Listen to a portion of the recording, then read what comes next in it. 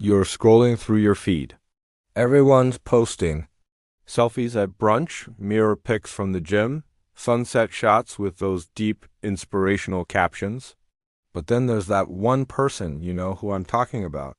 They're basically a ghost online, no face, no pictures, nothing. And you can't help but wonder what's going on in their head. Are they hiding something? Or do they know something the rest of us don't? Turns out behavioral psychology has some fascinating answers. And what it reveals might completely change how you see these people. Here's the thing. We live in a culture that's absolutely obsessed with being visible. If you're not posting, you're not participating. If you're not sharing, you're missing out. At least that's the story we've been sold. But there's a growing group of people who've quietly opted out of this whole performance. And it's not because they're scared or lack confidence. Actually, it's the complete opposite. Experts in social psychology say that people who do and share their photos online often possess traits that most of us are still trying to develop. So let's unpack what's really going on beneath the surface. First, they've mastered something incredibly rare: selective vulnerability. Most of us operate under the assumption that sharing equals connecting. The more we reveal, the closer we get. But these individuals understand a deeper truth. Real intimacy doesn't happen in a comment section. According to research on interpersonal boundaries, people who limit what they share online tend to have richer, more meaningful offline relationships. They aren't withholding. They're being intentional. They save their real, unedited moments for real people. While everyone else is busy performing connection for an audience, they're actually living it.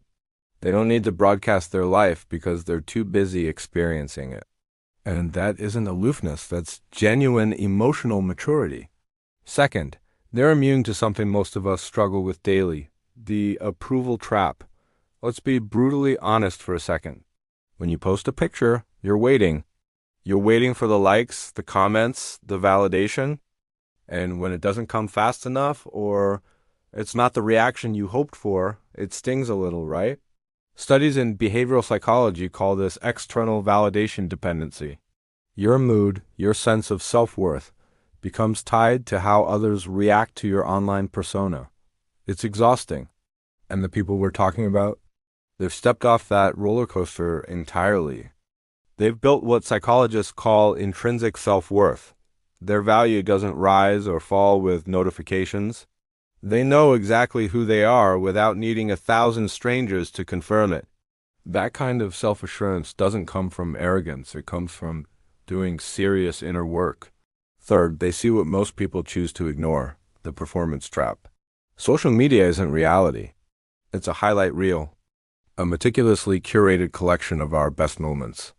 The perfect angle, the best lighting, the witty caption that makes you sound way wiser than you felt in that moment.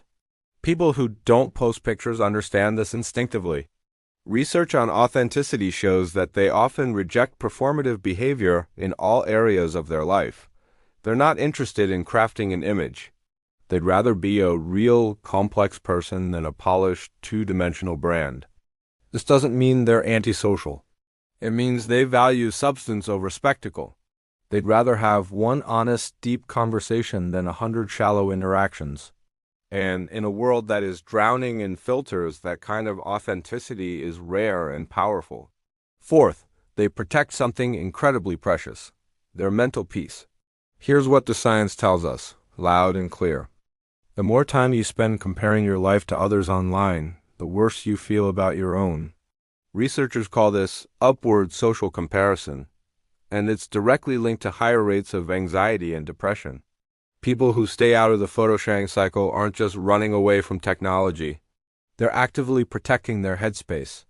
They've realized that constantly measuring your real life against everyone else as curated best moments is a game you can never win.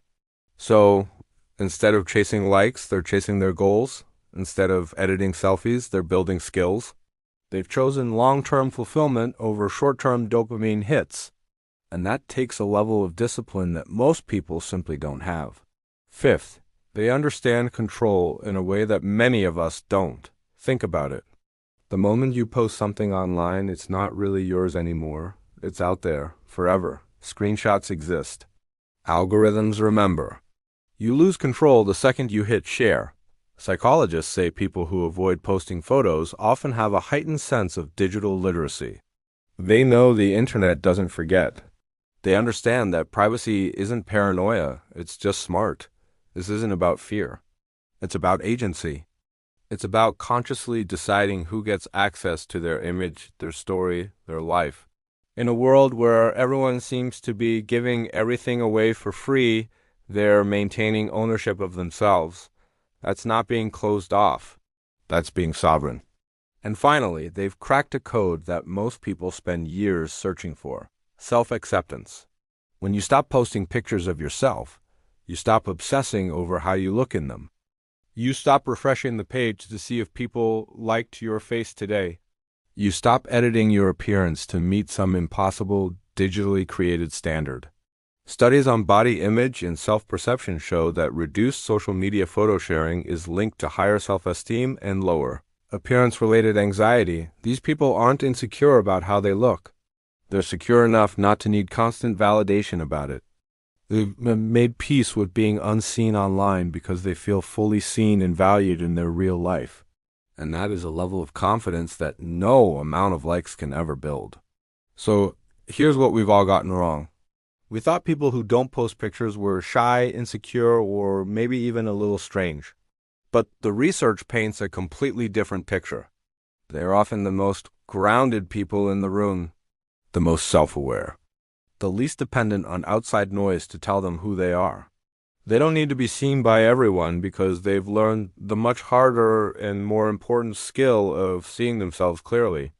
And in a world that is getting louder and more performative every single day, that quiet confidence is a genuine superpower.